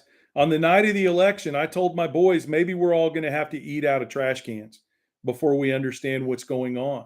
But when you take it a step further than that, who's going to suffer if the system falls apart? Do you think it's going to be those 2 billionaires that were standing in Trump's office today? Do you think they're the ones that are going to suffer? No. It's going to be that little kid like me that lived in government housing for the first 7 years of his life, and all the food that he ate was bought with food stamps. It's going to be those kids out there who are special needs, who can't get the money they need for the programs that are going to help them get to where they need to be from a learning perspective so they can be productive members of society. It's going to be rural hospitals that close or stop offering cancer care or diabetes care or dialysis care. And all the people that live there now have to drive 100 miles to get help. Those are the people that are going to suffer. It's not going to be those billionaires sitting in Trump's office. And I'm not a saint, but when I wake up in the morning and I think about what we're trying to do on the back 40, I'm not doing it because I want to own the MAGA. I'm doing it because I'm thinking about those little kids that were like I was, and the fact that they won't have a social safety net to fall back on like I did because my dad passed away when I was 5, or their dad never showed up, or their mom never showed up. Those are the people that are going to suffer. And that's not right. It's not right. So if that means I've got to extend an olive branch to the Republicans that voted for Trump that are willing to come back now and say, I was lied to and I want to work with you to make things better, even if it's only 5 of them, by God, I'm going to do it. And these other people can still go do their thing. They can go have their TikToks where they bring MAGA people up and, argue with them. There's a place for that. There's a place for that, but it's not here on the back 40. That's not me. That's not who I am. And it doesn't mean that we stop fighting for the things we believe in. At the same time, we've got to fight for marginalized communities. We've got to fight for people of color, for Black farmers and ranchers, for women, for the LGBTQ community. Putting the olive branch out there to reach a hand out to people that are saying I was lied to and I want to work with you now to make things better, that doesn't mean you just sit around and wait for those people to come over to your side. That's not what I'm talking about. I'm talking about the fact that I live in a county where if every Democrat voted and half of the independents voted for a Democratic candidate, my party would still lose. If I don't convince 5 to 7% of those Republicans to come around to my way of thinking, I'll never have a Democratic clerk of courts. I'll never have a Democratic auditor. I'll never have a Democratic recorder. I'll never have a Democratic elected judge. So it's real easy to sit up in, your tower and say, don't ever reach out the olive branch, because you're going to get those blue office holders where you live no matter what. But just make me one commitment here on the back 40, that we will never forget about the people that we're fighting for. Okay? Let's just make that commitment to one another, that we will never forget about the people that we're fighting for. Those little kids that are going to Head Start, those families that need assistance for a few years because something bad happened to their family, folks with cancer, folks with serious health issues in rural areas that are going to be helped by expanded Medicaid. Please don't ever forget who we're fighting for. Yes, we are fighting against, but more importantly, we're fighting for. One more time. Yes, we are fighting against something very draconian and dark. But what I get up every day for, and I want you to feel the same way, is because I'm getting up every day to fight for the people that I care about. And I know you do too. But it's hard not to get angry. And righteous indignation is okay if channeled in the right direction. And that's what we're trying to do here. Channel it in the right direction. All right, let me answer your questions, guys. If we get some good questions on TikTok, would you type them into the YouTube channel so that we can do that as well? Yeah, I like the conversation between Whiff and Doughboy. Absolutely. Be very aware of the venom. Beware of people that are trying to take advantage of you. Beware of wolves in sheep's clothing. Absolutely. We have to be. But just don't forget about the people that we're getting up to fight about every day. Yeah, Solex, you make a great point. 70% of the agricultural workers in this country are migrants, and 50% of them are undocumented. And I know what farmers thought. Farmers thought, my family has one of the, not me, but a branch of my family has a huge farm out in Imperial Valley, California. And I'm telling you, they ran into this problem the first time where stuff was dying in the field. The minute Trump was elected, a lot of these farmers thought that Trump was only going to go after the immigrants with violent records, et cetera. And what did they do? They went after all of them. Now, 75% of them in some places, Wisconsin, Nebraska, California, they're not showing up. They're not showing up. Will, can we be confident in our Democrats in DC? We have to pressure them. Guys, they really are trying to do the right thing. It's just, I got to tell you what the challenge is. The challenge is they have no power from the perspective of the laws of governance in the House and the Senate. And I think what it took them too long to do, because I'm a big believer, if you're going to call yourself a Democrat or a Republican, you've got to be the biggest critic of the party you support. That's how I roll. Okay. I wrote letters to the editor against Bill Clinton, even though I worked for him in regard to NAFTA. I criticized Barack Obama for drone usage. If you're going to support something or someone, you need to be the biggest critic of that person or party. You need to hold their feet to the fire. I think where they really struggled was understanding that they have a voice even though they don't have power. And I think that that's why, what Senator Booker did when he went out onto the floor of the Senate, even though I got to tell you, there's the old jaded political part of me that rolls my eyes. I still think the reason it was received so well is because there was finally somebody standing up to say, I'm not giving up the floor and you are going to listen to me. It took them too long to find that voice, but they're finding it. They're starting to, watch some of these hearings lately. They're full of piss and vinegar, and God bless them. They need to be. They need to be. So they're finding their sea legs. It took them too long, but they're finding their sea legs. But I'll tell you what, when we have something that happened today, like where we have 4 Democrats vote for the SAFE Act, we need to be on them. We need to be on them. We need to be asking them why and telling them that's not going to fly. I don't care if you are in a close district. I don't care if you are trying to win some Republicans over or else you're going to lose. That's not the place to do it. Women's rights is not the place to win those votes. Do it with some other policy. Bob, snake oil salesman, gimmick man. I need more, Bob. Tell me what you mean there. What are your thoughts on the Democratic Party's strategy in rural America and red states? I'm glad you asked that question. I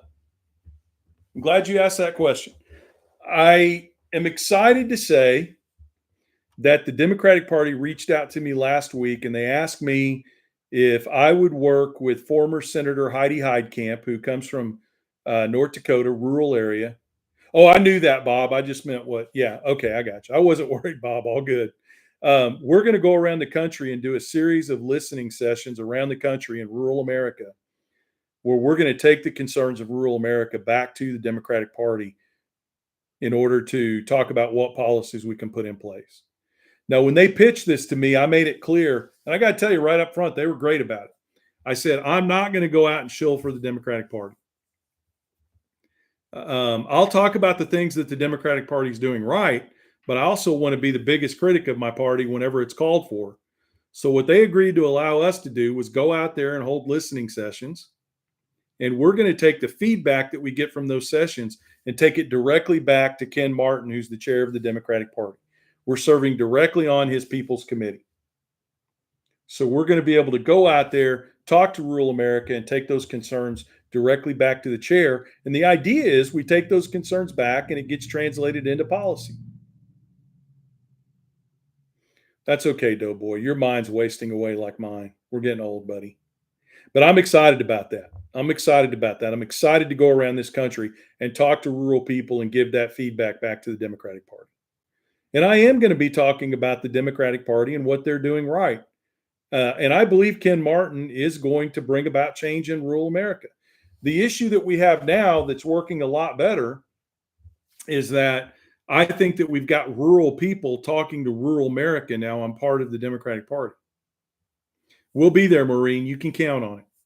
We will definitely be in Nebraska with everything Nebraska has going on there. Yeah, you can. You can call representatives and senators not in your state. And the reason you have license to do that, especially if you're a woman, I'm not giving you license. I'm telling you that these people are voting for rights that are going to, we will, Lori, we will. These people are voting for your rights. So whether it's your senator or a congressman or a congresswoman or man or a senator from another state, you have every right to call. You sure do. And if they try to tell you, well, you're not from our district, so we don't care, or you're not from our state, so we don't care, Light them up. Tell them you're still voting on issues that are going to impact my right as a woman.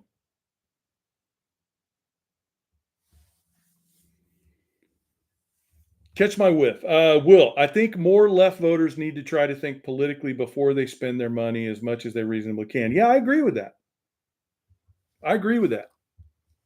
100% I agree with that.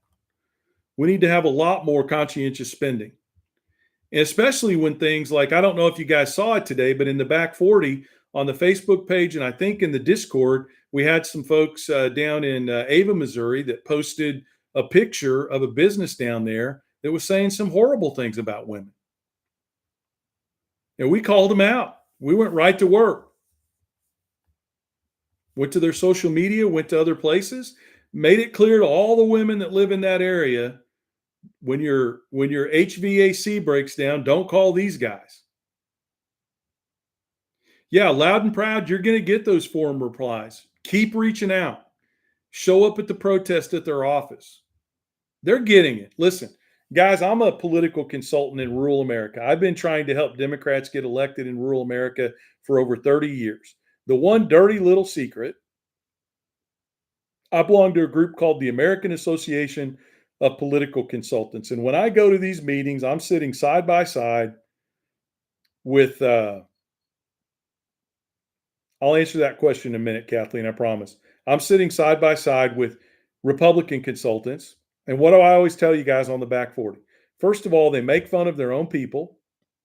Second of all, they understand that the MAGA movement is a grift, but they know they need it to win. And third, they're scared to death right now. They're scared to death right now. They see the wheels coming off this thing. So just keep plugging away. John Tester is going to continue to be part of the rural movement. He did get asked to serve, I believe, on the board at Chicago University, maybe on the staff there. So he's like anybody that steps out of the public eye, he's also farming and ranching still in Montana. But stay tuned. It's funny that you mentioned John Tester. I don't want to say any more, but stay tuned. Stay tuned. Please come to Winsboro, South Carolina. Derosha, I'll tell you what, we're going to go, definitely going to go to North Carolina, and we're going to be doing a program from a farm out there later this year. This is a farm-to-table farm, a sustainable agriculture farm that sells up and down the East Coast. We're going to go out there. If you want us to have an event in your area, you can go to our website, www.theback40official.com, all spelled out, and let us know you want us to come out there. Hey, Mr. Global, good to see you. Good to see you. You're a machine, Mr. Global. Man, I don't see how you do it. 10, 15 videos a day answering the chaos and craziness from this administration. Brother, if I had your energy, I would be a happy guy. And thank you for everything you do, and I mean that. If you guys don't follow Mr. Global, he's in the comments right now. Go in there and follow him. Good stuff. 5 a day. 5's more than me, buddy. Why does nobody come to South Carolina? By golly, we're going to come to South Carolina. I promise you we'll do that. But all you followers of the Back 40 in South Carolina, you need to get together and help plan the event. So go to the website and register, and then we'll get it started in the Discord, and we'll come down there. I'll come down there. My family's from South Carolina. My 7th great-grandfather or 6th great-grandfather came here on a land grant to Florida from England, and we moved right up to South Carolina and North Carolina. You guys know that because I know you see all those last name Westmorelands down there in South Carolina. That's the state. Georgia and South Carolina have more Westmorelands than any other state. I called Golden earlier this week to ask him to vote no. He did anyway. I spoke with Senator King's office, and it was good. Susan Collins didn't answer at either of the numbers I called. Gladys, you're the best. Just keep calling. You're the best. Gladys is the charter member of the Back 40. She's a phenomenal supporter. If we had 5 million of her, we'd be great. We'd be great. Where in North Carolina is the farm you are coming to? I don't want to say yet, Alicia, because we're on a call with them. Try to remember, Zeppo. I think we're on a call with them either next week or the week after, and we're going to try to firm things up. But I will tell you it's in Western North Carolina. It is from Western North Carolina. And I'm really looking forward to it. It's going to be fun. We're actually going to be doing a live with them first, guys, just so you know. We'll probably be doing a TikTok live with them first and then broadcasting it here on YouTube if we can as well. So we'll let you know when we do that live well in advance, of course. And we'll also talk about the live or the event that we're going to be doing on their farm. It's only a stone's throw away, Alicia, from Asheville. So you wouldn't have to drive far to see it. Will, tell them we're working with Dems in Texas too. Yeah, we are. Any of you from Texas, I'm going to be going down there to Burnett, Texas this summer to talk to a bunch of Republican cattlemen down there. That ought to be fun. I love going and talking to those groups, though, because they don't hear from anybody that thinks the way we do. We do stuff in Texas all the time. As a political consultant, a lot of my best customers are down in Texas. So you bet. If you want us to come to Texas, we're going to be coming down there in June. June would be a great time to go visit other spots in Texas. So if you want us to come see you while we're down in Texas in June, go to the website, www.theback40official.com. Sign up on the website, go to the events section, and let us know you want us to come. We'll start working with you to put it together. We will start working with you to put it together. I love Texas, guys. You know, I had personal reasons for needing to leave there back in the time when my kids were young. If it wouldn't have been for that, I'd still be living in Texas. I loved Texas. Thanks, Bob. I really appreciate it. I really appreciate you coming in. Hope you had a chance to subscribe and you can come in again. Will, how can citizens ensure that upcoming elections and midterms are counted accurately? I'm not worried about the counting, guys, as a political consultant. I'm worried about the legal suppression of votes. And what I mean by that is they're finding ways to prevent people from voting that are entirely legal. I don't know if you guys saw the studies that we talked about over on our TikTok page, but there are a lot of people. As a matter of fact, the difference in the election, even though a lot of Democrats stayed home, we had over 12 million people that were legally suppressed from voting, meaning that the Republicans didn't break the law. They just changed the rules to the point where it made it impossible for people to vote. They purged people out of the systems. They changed the rules on who could vote, all these other things. And I see that's the game to me that they're going to play going forward, guys. That's the game to me that they're going to play going forward. They're going to make it very difficult for different groups of people to vote, and you can guarantee that those people are going to lean Democrat. So that's what I see happening. What we've got to do, we've got to treat it the same way we do everything else. We've got to be out there fighting against it. We've got to be making those calls, showing up at those protests. The other thing that we need to be doing, and we're going to try to organize this as part of the pack that we put together, is we need to be out there really pushing, setting into state constitutions how the voting process is going to be protected. In other words, a certain number of voting machines per number of people in a precinct, so that urban areas with a lot of people of color get treated the same way as I do. I walk into my rural voting place and I've never had to wait. Not one time have I had to wait going to vote.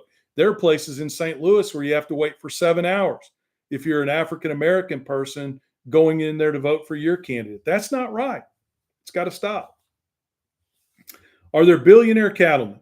I don't think anybody became a billionaire from raising cattle, but there are billionaires who have decided to buy ranches, who have cattle, who are now cattle. So the answer to your question is yes, but I think they got there in other ways and then bought a ranch. Love that quote, Richard. Love that quote. Rural West in Middle Tennessee used to be as blue as it could be. I hope someone comes out because many feel like no one is fighting with them. I'll come out there. Back in the day, I lived in Lexington, North Carolina. I worked for a telecommunications company out there. I was a rural county party chair in North Carolina, and Knoxville was one of my districts. I love Knoxville. I love me some Knoxville. Love to go over there. Every once in a while, when I'd find somebody that could watch the kids over the weekend, I'd drive over there to Asheville in Western North Carolina, stay at the Grove Park. I loved it. Have some wonderful memories, and nothing would make me happier than to come to Western Tennessee and Eastern Tennessee. I think you said Western Tennessee, and I just skipped parts of the state on you. But I'll come to Memphis too. I love Memphis. I love that rural area around Memphis. I love seeing that rice and those row crops grow out. I'll be there. Go to the website, www.theback40official.com. Tell us you want us to come and then work to help us get there. Why can't we vote 7 days a week during an election period? Is it really that important? We can. In most states, you can. There's early voting. You can vote early. You can do drop-offs, things like that. They're trying to change that. Jonna, to your point, they're trying to change that. But right now, we need to be fighting to keep those things open. We need to be fighting to keep drop boxes. We need to be fighting to keep early voting in place. See, these are the games they're going to play. They're not going to do away with elections. They're going to try to legally suppress voting in a way that makes it so that they can keep the numbers on their side. Just got my patch that reads, "Fight for those without your privilege." Love it. Love it, Gladys. I just see, Gladys, at your house, I just see the walls covered with all this incredibly good paraphernalia. That's what I envision. Carthage, Tennessee is the home of Al Gore. Yeah, you're absolutely right. I worked for Bill Clinton and Al Gore back in the day, and you're absolutely right. Did you see Senator Cory Booker in his 25-hour? I did. I mentioned it. I mentioned it earlier. No, I didn't put it in my videos, Jonna, because I felt like it was getting a lot of play. It was all over the news, and all the different creators were talking about it. And I just felt like, I don't know, maybe I'm a little silly about this, but sometimes I feel like I'm just kind of grifting on something if I, just jump on everybody else's coattails. So I felt like that was getting enough coverage out there on his own. But I did mention in a couple of lives that I liked what he was doing. Good job, Gladys. I'll make him send me the picture. He hasn't sent it to me yet. What other questions do you guys have? Let me see your questions. I'd love to see them. Thanks, Lori. I appreciate that. If the SAVE Act passes, I expect a crap ton of women are going to get rid of their married names. So much for those Christian. Yeah, I mean, listen, my philosophy on that is do whatever you need to do. I mean, granted, I grew up in a Democratic household, and I had a lot of strong women in my life. I grew up with a mom and two sisters. When I was married, if my wife would have wanted to keep her last name, I wouldn't have cared. I've told my daughter that. I'm going to tell my granddaughters the same thing. I think Westmoreland is a pretty cool last name. Why don't you have your husband take it? That's kind of how I feel about that. But you got to do what you got to do to be able to vote and participate, right? And if they put these laws in place and do these crazy things, women have to do what they have to do to be able to vote. Any advice for folks doing Democratic Party reorganization in rural areas? Yeah, listen, and I mean this seriously. It's going to sound funny when I say it, but you got to approach them where they are, and you've got to stick to the issues. There are a lot of people out there right now claiming to be rural advocates, and their speech is to go to rural areas and say, you're all stupid. You're stupid. You voted for this guy. You're stupid. You deserve whatever you get. And that's not how you approach anybody. I mean, we've all been in relationships before where, just imagine if you had a husband or a spouse or somebody and you got a rocky road in your relationship and you're trying to work through it and you're like, we're going to go see a counselor. And imagine if, let's say you were married to me, if you were unlucky enough to be married to me and we were going to a marriage counsel. And the first thing I said when we sat down is, she's an idiot. I just want you to know she's not bright. She's not intelligent. She's on the wrong side of every argument. I don't care much about her political beliefs, but let's go ahead and work this out. But I just want you to know as we're working it out, she's an idiot. Well, that's what too many Democrats are doing in rural America. I know it's tough. And you don't have, just by not calling him stupid, you're not giving up on all your political beliefs, right? You're not. You've got to talk about those issues because they've got granddaughters. They've got daughters. And the other thing you have to understand, guys, it took 40 years to get to where we are. 40 years. We've had Fox News and right-wing talk radio for 40 years. And just remember, it's the churches didn't start getting involved in the conservative movement until Pat Robertson and Jerry Falwell came along in the 80s. So literally, it's been 30, 40 years since all of this started. It's going to take time to change it. And that's something that the Republicans do better than us. They had patience to wait 40 years to spread their poison. And we've got to understand that it's going to take us a while to win them back. We may only get a few of them at a time. But you know what? If you were out in the middle of an ocean and you were trying to save people out of that water, you'd try to save everybody you could. You wouldn't say they were dumb enough to get on the boat. They were dumb enough to crowd the boat. They were dumb enough to not make sure the tank was filled up. You would pull everybody you could out of that water. Right? Am I wrong? You'd try to save everybody you could. And that's what we're trying to do here at the Back 40. We're trying to save everybody we can. We're trying to save everybody we can. What other questions do you guys have from me? You're asking some good ones tonight. I appreciate it. Anytime I come on YouTube, and we're going to be doing a lot more of this, you never know what you're going to get because a lot of people don't know about us here on YouTube. And if some of you mods that are on both right now, if you want to put any of the questions from TikTok here and YouTube, I can answer those as well. My maiden name is now my middle name. Is that enough? It just depends. Look at the law in your area, loud and proud. Sometimes I think they're saying that with this new act, it could be as difficult as saying your surname has to be the same as your birth certificate. So you need to check that out. It's so hard to listen first and speak last, especially with MAGA. I know not all of his support. Yeah, listen, guys, I'm going to tell you something, right? I always tell people, don't put me on Mount Rushmore, because if you went back 7 years, 8 years and looked at my Facebook, I was an assassin out there. If somebody disagreed with me political, I love to jump on them and tell them how ignorant they were and why they needed to change. But I just came to the realization on my own, and thanks to some conversations with some people that I really respect, they were like, Will, you've got a great voice in this thing. When you speak, people listen for the most part. You're not accomplishing what you accomplish by going after people and attacking them and calling them stupid. So when I go out there and I tell you not to approach rural America that way, I know where I'm coming from because I used to do it. I used to be that way, 7, 8, 9, 10 years ago. And I've just tried, I had to work really, really hard to change. And that doesn't mean when we're sitting together as a group of Democrats, we can't bitch and moan and complain like we always do. I love doing that too. Okay. Don't get me wrong. I mean, I love doing that too. I love it when we go to the protests and we're all there together. We're all speaking up with a unified voice. I love it. I love it to death. But just remember, when you ask me the question, how do you approach rural America? You can't do it from a perspective of I'm better than you and you're an idiot. That's right. Mom of Missy, we've got to start by caring. Yeah, back 40 is a farming term about the acreage out yonder. That's right. For those of you that aren't from a farm, the back 40 is that piece of land out on the back of the farm where you go to have your bonfires. You go to talk about serious issues. That's where dad and mom might talk to daughter and son about the birds and the bees. You might try new crops out back there. It's just that piece of property off in the back where people gather together to plan and to have fun and to enjoy family. And that's why we called our group the Back 40, because that's what we do here.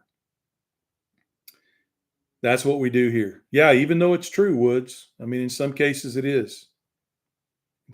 Yeah, you're right, Lori. You might have a cold beer. I don't know anything about that. I don't know anything about cold beers. So, doesn't the real ID count? Depends on the state, Reddy. I guarantee there'll be a lot of groups out there like the ACLU here on the Back 40, a lot of places that are educating people on how this works. If this act is to pass, I really am hoping and I'm thinking that it's not going to get, yeah, Lori. Okay. I believe that. I do believe that. No, we're going to educate people on, what the rules are and how this works. And there'll be a lot of people out there that are doing the same thing. So, all right, guys, listen, Randy, ready, keep up the good work. That's what we need to do. Well, Claymore, the way we deal with martial law is we hit the streets. If it ever comes down to that, then the fuse is lit. And I'm just going to leave it at that so I don't get our lives taken down. But, all right, I want to talk one more time real quick. If you want to be part of the Back 40, you need to go to our website, www.theback40official, all spelled out.com, and you can register there. to be a part of the Back 40. You can let us know you want to be on the Discord. We've got some cool mugs and t-shirts on there. Listen, one thing I want you guys to know, because I say this every time, none of the money, none of the merchandise that you buy there, none of the money that you donate, none of that goes to me as a salary or anything like that. I'm doing fine. I raise enough elderberries and mushrooms and do enough political work. Willie can pay his bills, okay? That money all goes back into the Back 40 right now, all right? And we're trying to grow this movement and grow this organization. So go out there and check out www.theback40official.com. And while you're there, and I hate to be, I hate to do this, but I've got to because it's important. They've asked us to do a podcast. We've been approached by many, many organizations and people around the country to do a podcast where we can reach out to rural America. And I need your help. I am on Blue Sky Ready. I need your help. I need you to help me scrape together the money that we need to put the first 6 episodes in the can. And we're trying to raise $50,000 to do that. And we've already raised some of it, but we've got more that we need to raise. Okay. And I need your help with that. So while you're on the Facebook or while you're on the website, if you feel led to do it, go down there and make a donation to help pay for the equipment on the podcast. We're going to have some really incredible guests. We're going to be reaching out to rural America constantly. Guys, this is really what I'd like to do with the rest of my life along with farming. I'd like to be out there working so hard to try to get rural America the policies that they need in order to be successful. Will, with all the work, energy, and hope we poured into supporting Kamala and lost, I've lost all. Don't lose your hope, Natalie. That's the one thing you control. I hate to go all stoic on you, but don't lose your hope. That's the part that you control. How you react is how you control. Don't let him take your hope. When I was laying on the ground out there after that farm injury, thinking it was the last day of my life, I never lost my hope. When I became a single dad and I was raising 4 kids by myself, I never lost my hope. I will never let a politician take my hope away. I will never give them that much control over me. I will fight, fight, fight, fight, fight. And I will never, ever let them take my hope. And don't you do it either. Don't you do it either. I know you won't. You've got all of us to lean on, all right? So don't let them take your hope. Guys, there's so much more we have to talk about. We've only cracked the surface today. There's so much more that we need to talk about. And to hear that, you're going to have to come back and you're going to have to follow these lives. Saturday, we're going to do the same thing. Saturday from 2 to 4 o'clock Central Standard Time, we're going to be right here the same way on YouTube and on TikTok. And we're going to continue this live and we're going to talk more about what the Back 40 is doing around the country to save rural America. And we want you to be a part of it. I'm going to tell you one more time. Go to www.theback40official.com. Don't lose hope. Fight every day. Make your voice heard. And together we're going to make a difference, guys. Everybody have a great day, and I'll talk to you soon.